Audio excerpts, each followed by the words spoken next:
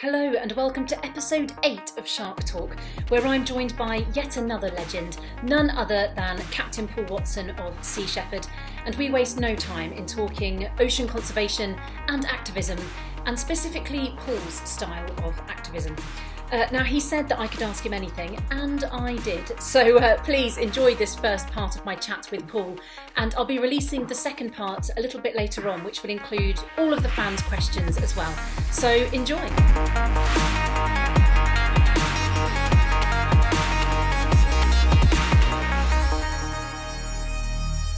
Paul, welcome to Shark Talk. It really is an honour to have you on the show. It really is, to talk about all things sharks and also direct action in conservation. So thank you very much for coming on. Oh, thank you.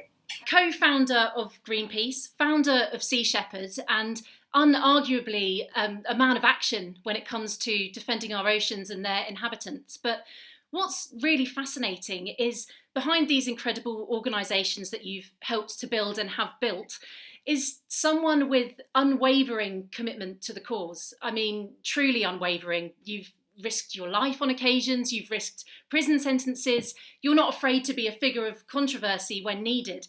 So where did this huge sense of duty to the oceans start? Where did it all come from? Well, I think it began with my concern for wildlife. You know, when I was 10 years old, I spent the summer swimming with a family of beavers. I lived in eastern Canada. And the next year when I went back, all the beavers are gone. I found out that trappers had taken them during the winter, and I became quite angry. So that winter, I began to walk the trap lines and free the animals and destroy the traps. You are all about, as I've said before, action and getting out there and doing something and getting in the way of things. Has that always come naturally to you? Well, it has. And my concern with Greenpeace is that, again, it was the Quaker influence of this thing called bearing witness. You don't do anything, you just bear witness. And to me, that's always been a very cowardly approach. As I said back then, you don't walk down the street and see a woman being raped or a dog being kicked to death and do nothing except take pictures and hang a banner. And I got tired of that. I think protesting is very submissive. It's like, please, please, please don't do that. And they do it anyway. And all you do is take pictures of it. So that's why I set Sea Shepherd up to be an interventionist organization, not a protest group, but to intervene against, specifically against illegal activities. So we're really an anti-poaching organization. Being a controversial figure and sticking your neck out. I mean, I think you said you've got a giraffe award for going out there and speaking out regardless of the consequences. And I know a lot of people that want to do that, who want to be able to do that. And I just wondered, is it something that just does come naturally to you, or has it been challenging to take that stance? Well, I think it does come somewhat naturally, but you learn a lot of lessons along the way. One of the most valuable lessons I learned was in 1973 when I volunteered to be a medic for the American Indian movement during the occupation of Wounded Knee in South Dakota. And we were surrounded by 3,000 federal troops. They were shooting at us every night. They wounded 46, killed 2. I went to Russell Means, who was the leader of the American Indian movement, and I said, look, Russell, we have no chance of winning. The odds are against us. They're overwhelming. We can't win. What are we going to achieve? And he said, well, look, we're not concerned about the odds against us, and we're not concerned about winning or losing. We're here because this is the right place to be, the right time to do it, and the right thing to do. He said, don't worry about the future. Concentrate on the present. What you do in the present will define what the future will be. And so that's been my philosophy on that ever since. And also, I'm not really too concerned about criticism. Back in 1986, we sank half of Iceland's whaling fleet. We destroyed their whaling industry. For 17 years, it took them to recover. No whales were killed during that period. But after the sinking of those ships, I had a former colleague from Greenpeace and approached me and he said, well, I think what you did in Iceland was reprehensible and unforgivable, and you're an embarrassment to this movement. And I said, well, didn't sink those ships for you, didn't sink them for Greenpeace, didn't sink them for any human being. We sank them for the whales. Find me one whale that disagreed with what we did, and I promise you, we won't do it again. See, so I'm not really concerned about criticism. I'm concerned about getting things done. Human beings, human society is a problem. So, of course, you're going to get criticism. Everything you do, you're going to be criticized for, especially when you come to the areas of fishing, for example. Fishermen are almost sacred in our society. I mean, probably stem back to Jesus and the fishermen. I don't know, but they're so sacred that I even coined a word for it called homopeshophobia, which is a politician's fear of fishermen. They're afraid to go against fishermen on anything, and they get away with whatever they want to get away with. Even to the point where in the Galapagos, where they held endangered turtles hostage in order to get an expansion on their sea cucumber industry, and instead of resisting them, the government just gave right in. See, that's a very interesting point, isn't it? And it goes back to what you were saying about don't think about the future, be in the right place at the right time now, because it can feel incredibly overwhelming when you see not just what's happening in our oceans, but to the extent the numbers of fish, the numbers of sharks that are killed for their fins, the number of illegal fishermen that are out there operating. And you do tend to get this feeling of, what can we do? What is it going to take? And I'm just going to get right into it with you. What is it going to take? What can we do? You have to find out, what are you passionate about, and can I make a difference? And so you harness your passion to two virtues: courage and imagination. And with those, with that you can actually change the world. And the other thing is, don't be deterred by anybody saying you can't do it or by criticism. Just go ahead and do it. And I'm seeing more and more of that now, where individuals, especially young people around the world, are dedicating their life to a particular cause and focusing on that cause and making a difference. I mean, look what Greta Thunberg has done by focusing on what she's doing. Because of Diane Fossey, we have mountain gorillas still in Rwanda, and look at Jane Goodall and David Wingate, a biologist in Bermuda. Because of him, the Bermuda storm petrel did not go extinct. And I can't think of a more incredible legacy than the fact that because you intervened, a species did not go extinct or a habitat was protected. And I think more and more people are getting involved in that, because really a movement lies in diversity. Just like an ecosystem depends upon diversity. And that diversity means it doesn't matter what your approach is, whether it's litigation, legislation, education, or direct intervention. It all adds up to the same thing. So it's really millions of people doing millions of things that make a movement. And it's a movement that changes the world. One of the things that I wanted to do right from the beginning with Sea Shepherd, which in fact has been achieved, and I think it's the most successful thing that we've done, is that what was an organization is now an international movement. Sea Shepherd is about 42 countries that it's registered in. They're all separate independent entities all working together. Because you can stop an individual and you can shut down an organization, but it's impossible to stop a movement. And so it's very important that we move in that direction. Yes, and to go back to what you were saying about imagination and, the animals need all angles fighting for them. Let's talk about a very topical, current, pressing issue right now, which is the huge Chinese fishing fleet that's been all over the news now, actually, close to the Galapagos. That is an example where I imagine being creative is going to be valuable, because China itself is a very difficult entity to try and come up against in any manner. What are your thoughts?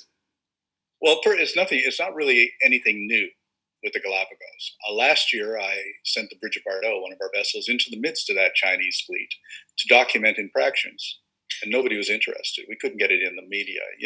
Now all of a sudden, China is in the bad books with the Western nations like the U.S. or whatever. So suddenly, this becomes an issue where it wasn't an issue before, even though it was an issue. The problem is not, as Trump calls, fake news. The problem is no news. That the media decides what is news, what is not news. And when it's convenient for it to be news, then it becomes convenient. So there's nothing new happening here in the Eastern Tropical Pacific. That Chinese fleet has been there for years. We're working right now with Peru to try and get some action to be taken, but it's really difficult because they're not taking sharks or anything else in the Galapagos Marine Reserve or in the territorial waters of these countries. And really, outside in international waters, it's pretty much like the Wild West. You can do whatever you want and get away with it. And we have intervened many times in the international waters, and of course, that's why we're called eco-terrorists and pirates, because of those interventions. On the positive side, we haven't been convicted of any crimes because they get away with what they're doing, we get away with what we're doing. We're equally outlaws out there on the high seas.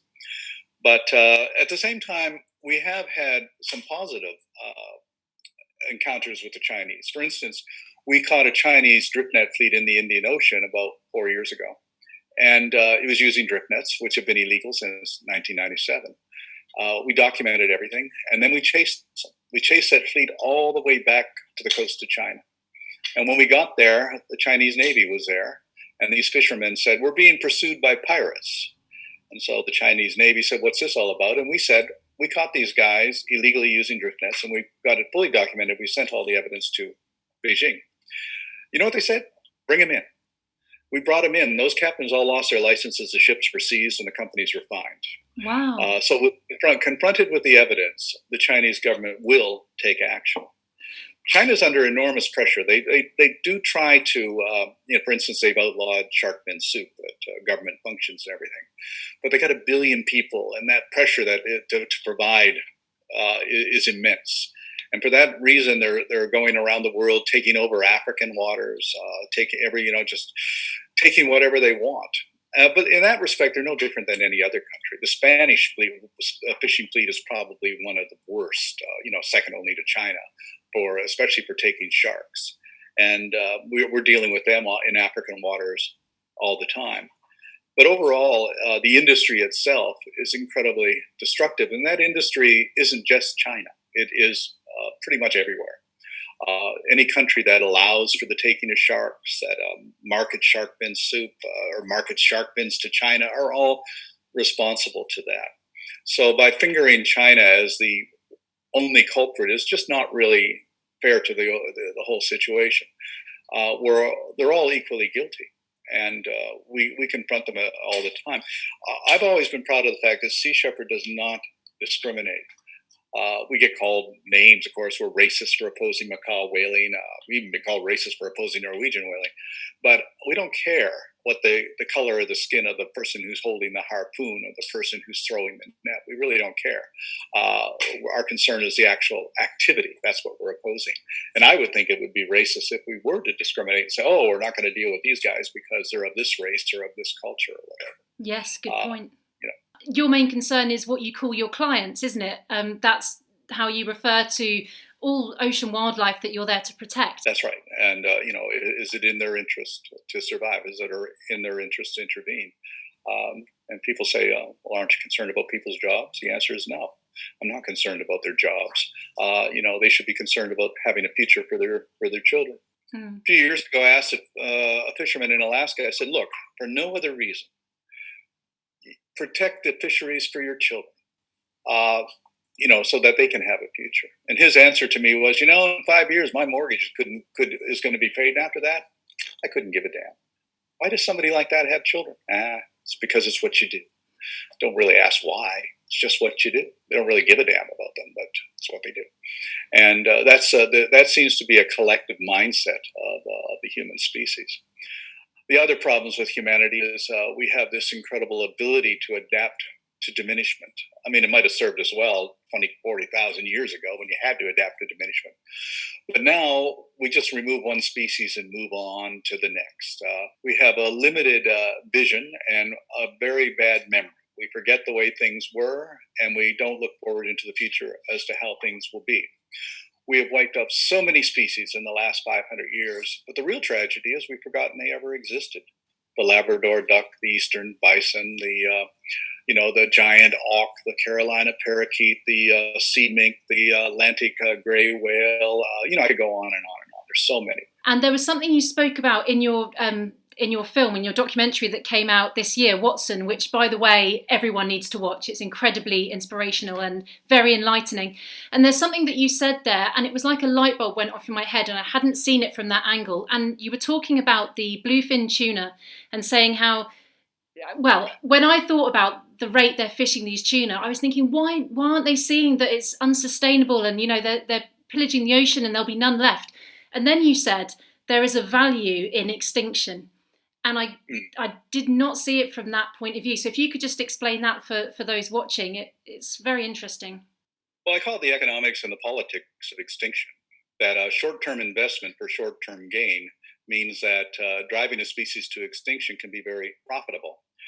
For instance, with the bluefin tuna, Mitsubishi, just as one company, has enough bluefin tuna in refrigerated warehouses to supply the market for the next decade.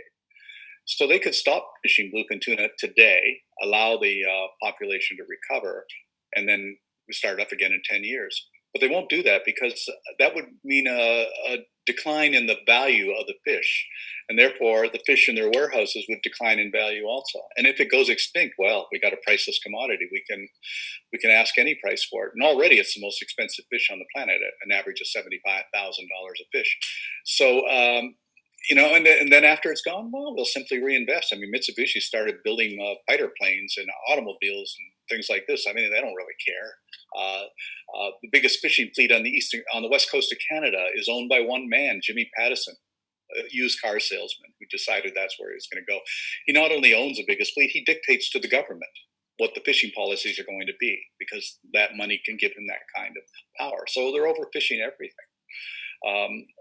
Almost every single commercial fishery on the planet today is in a state of collapse, and they know it, but they don't care because it's not in their interest to care. It's just like big game hunters who, some of them would love to take the very last giraffe or the very last lion if they could have the privilege, the honor of doing that. That's their mindset. We're a pretty destructive species overall.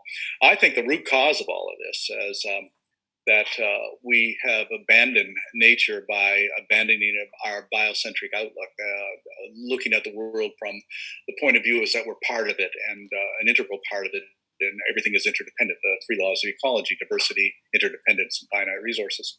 Talking about interconnectivity, and obviously this is Shark Talk, and by talking about whales or crabs or crustaceans or anything, it still impacts on sharks.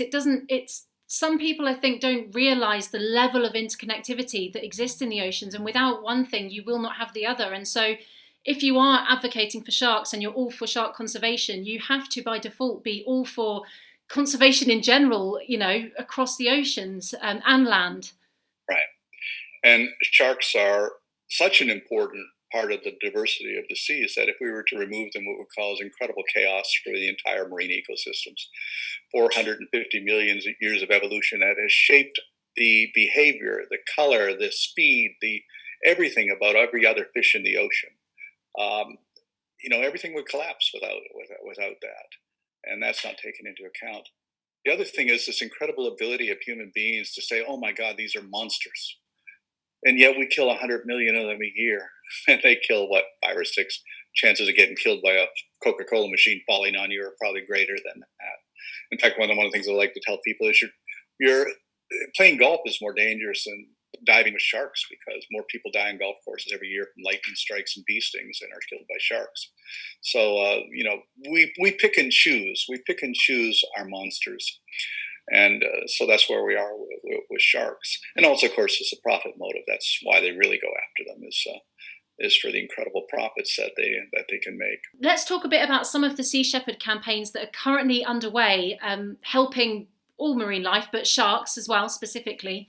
What Sea Shepherd's done in the last decade is change from operating independently in international waters to getting partnerships with various nations so we can help police their waters. So right now we have partnerships with Mexico, Peru, Ecuador, and soon to be Colombia, I believe, but also with numerous African nations like Liberia, São Tomé, Gabon, Gambia, Tanzania, and Namibia.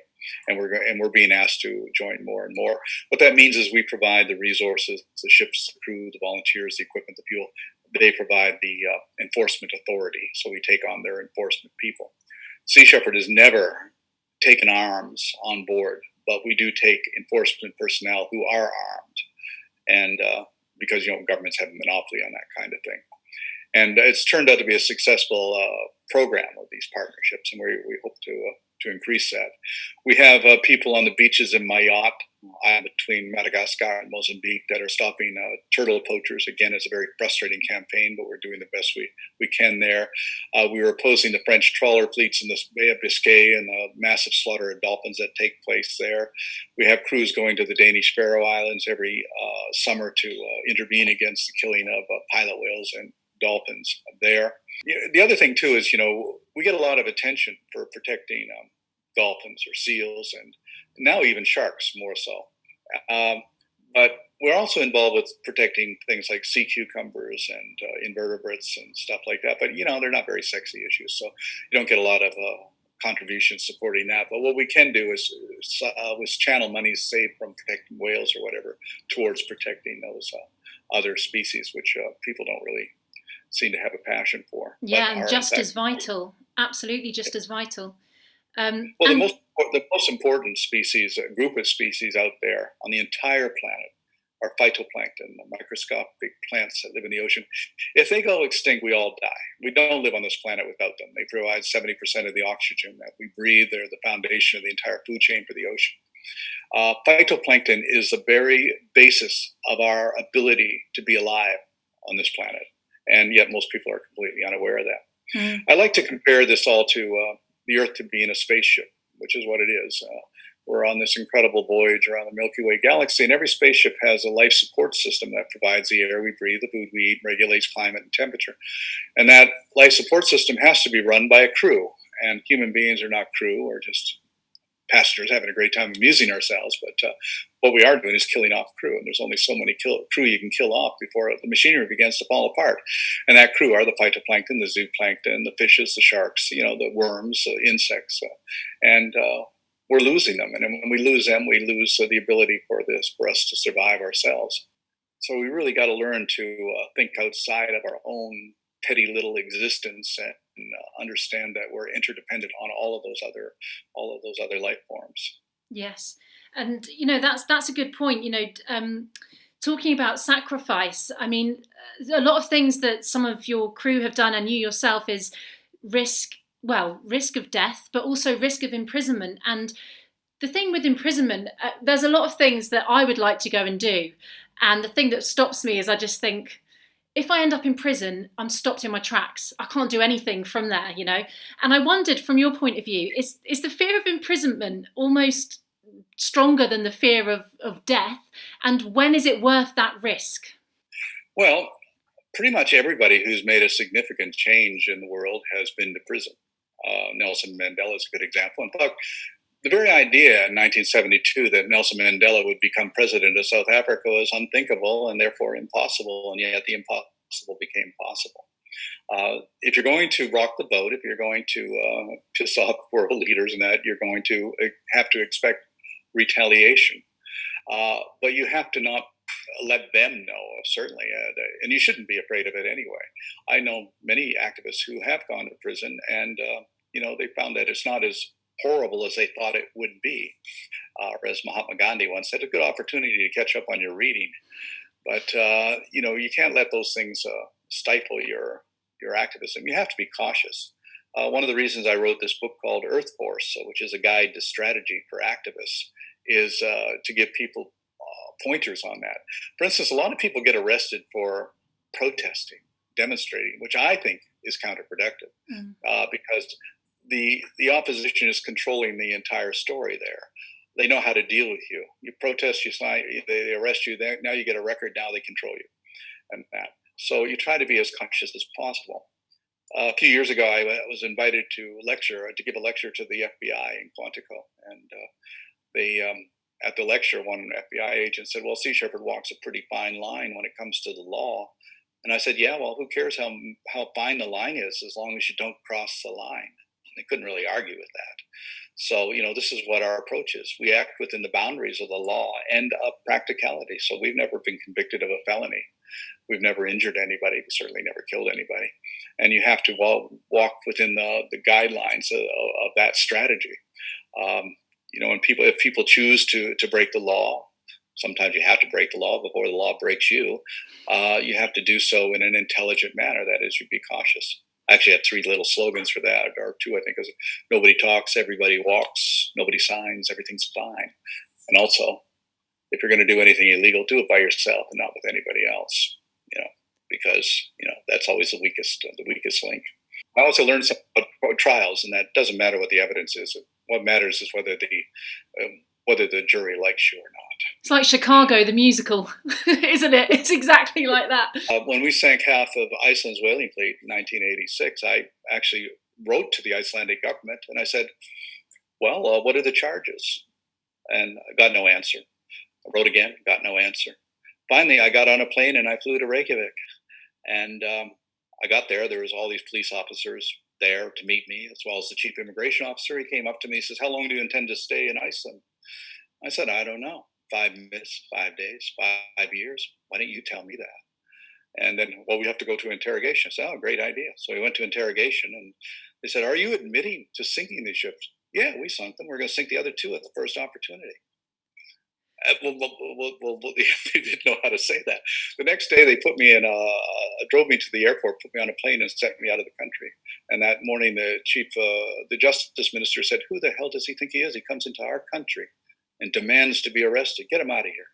Because they knew that to put me on trial would be to put themselves on trial for what, because what they were doing was illegal. And so when you have the moral high ground, yeah, sure, by all means, just slap them in the face with the truth. So sometimes you just have to take these risks. Mm. Like in 1981, I had to get evidence on illegal whaling in the Soviet Union, and they denied it. I knew what they were doing. They were killing whales to provide cheap food for mink farms and fox and sable on the coast of Siberia. So couldn't get couldn't get in there. So we decided, okay, we're going to go. So in August 1981, we were the first people since World War II to invade the Soviet Union. We landed on the beach in Larino in Soviet Siberia. There were two Soviet soldiers patrolling the beach when we landed, and they did nothing because who else would be there but Soviet scientists? We were dressed in Mustang suits and everything. Went on there with the cameras. For 45 minutes, we documented everything. And these guys just walked around doing their patrols like nothing was going on. I went back to the boat. They got into the boat, and I was about to push it off when one of the soldiers came up to me, and he pointed at the boat, and he said, "Что это? What is it, that?" And I realized that's an American outboard engine, so we were in trouble. So I turned to the crew, and the two crew members, I said, "What's he doing?" He says, "Well, he's starting to take his rifle down." I said, "Well, laugh and wave. Just laugh and wave." And they did. That so confused the guy that he didn't know what to do. And he turned around and was running up to the hill to get support, because we were dealing with the Soviet Union. You have to understand that in that system, nobody's going to make a decision unless they know 100% that it's the right decision, because they're going to get in trouble. And so we took off, and then about an hour later, two helicopter gunships came and started strafing us with flares across the bow, and I ignored them. And then about 20 minutes after that, a large Soviet frigate come up behind us. The captain raised some flags, which I ignored. Then he got on the radio and he said, "Sea Shepherd, stop your ship, prepare to be boarded by the Soviet Union." And I said, "Captain, we don't have room for the Soviet Union. We're not stopping for you." And he didn't know how to deal with that, because the great thing with navies, they don't know how to deal with no. They're so used to being intimidating. And so by the time he gave us, he was probably on the radio to Moscow. What the hell am I supposed to do here and everything like that. But by the time he got an answer, we were back in U.S. waters and got the documentation presented to the IWC. And so these are all things that you have to sometimes take reasonable risks in order to achieve. Now, some people might think that was an unreasonable risk, but I think that the objective was worth the risk that we were taking. Mm. And I assume, when you're working at sea, there's no middle ground. So you're almost able to provoke in those situations, because either the person you're dealing with knows what they're going to do, and that could be something quite dramatic and major, or they don't do anything. So either they're going to sink you or, do something like that, or they can't really... Well, you just have to deal with the situation as it develops. In 2011, we found a bluefin tuna fishing boat off of the coast of Libya, and I confronted them, and because the season had been closed, and I said, "I want to speak to the EU inspector on board." And some clown got on board who said he was the EU inspector. And I asked for his license. He made up some stupid number which didn't make any sense. I said, "Well, we're going to inspect your net, because what they do is they catch the tuna live, and then they haul them back to Malta to fatten them up." So we're going to inspect the net. So I put divers into that and found a lot of them were undersized and different things like that. So we slashed the net and released 800 bluefin tuna, just to let them go. They just took out like racehorses. Well, they became pretty violent, and they rammed our boat. And one guy who was attacking the crew with hooks and everything, I just came out and slammed him with a paintball gun, and all of a sudden he had red patches all over his chest, and that was enough to shock them back into what the hell.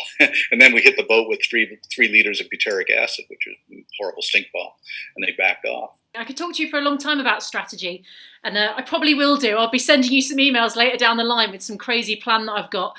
Try and get your thoughts on it.